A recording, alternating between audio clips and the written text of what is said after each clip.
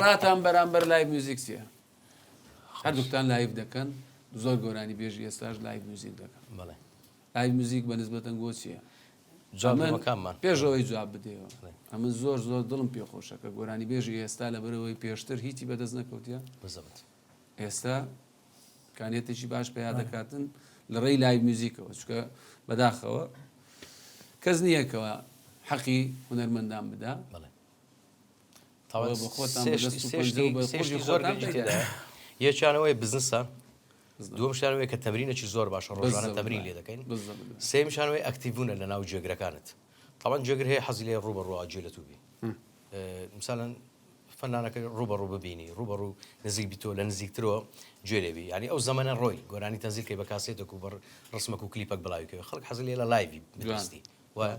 دووەم شتیش فەنان ناتوانانی شەجی بکەم بە تەماتەی فرۆش ینی ئیشی تەماتەی فرۆش ناتوانانی لۆ بەدەنگەی خۆش بڵێ تەماتە وەڵا لەوانەیە خەڵک ناتوانێت ئەویشانە بکەن ناچارین بزنس بە هونەرەکەمان زەمەنی جاران گۆڕات و کاسێتی بفرۆشی و سیدی بفرۆشی لەوەی کە بەرهەمەکانت بڵاوکەوە. ئێستا ئیسفادە لە یوتیوب دەکەن یان لایڤ موزیکەوە یان کۆنسێرتەوە یان ئەو حەفلاتانێکە دەیکەین. جوانە بەڵام ئایا هەموو ئەو کەسانێک کە لایڤ دەکەن شایانیەوەنە؟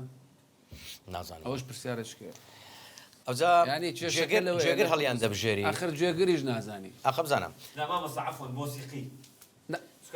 ئەمە ڕام لەسەرەوەینە ئەبزانە پرسیارەکەی من نیەتە چکەی تێدایە کە دەڵێن بزنس دەکا تو شوێنە کە لایڤ موزیکی دەکات لەوەی هەم جێگر لە خۆی کۆکاتەوە هەم مشتری باشە مشتری لە چێکۆ دەبتەوە لەو دەنگە خۆش و تایبەتانەی کە هەیە ئەمن گوتم هەمویان ئەوانەی لایڤ دەکەن شایانی ئەوەنە لەو لایڤە بەشدار بن نیەتەکەی منتان پێ نەگەیشت لە جێگر یانی نا لە گۆرانی بێ ئەو کەسەی کە گۆرانی دەڵێ لە لایڤەکە ئایا شایانی ئەوەیە لەو جێە لەسەر ئەو ستێژە گۆرانی بڵێ ئێستا ئەو بەرنامەیە هونەرەی تێدا بیلۆنە ئەو بەرنامەیە من ئایا هەموو کەسێک شایانی ئەوەیە کە بێ بەرهەمەکانی ژێ بگری یعنی قەزدم لەوە نییەکەوە باز لە بەرنامەی خۆم بکەم بەڵام ئێستا بە خۆمان بە چاوی خۆمان دەبینین بەدەیان گۆرانی بێژی بیانی دەینن بێ ئەوەی کەوا بەس ڕوخساری جوانە هەر لە بەنەگەرنا تۆنی دەنجی ماشەڵای لێبی وڵای ئێستا جوانش بیت وەچی برادەرێک گوتی عەلا کولین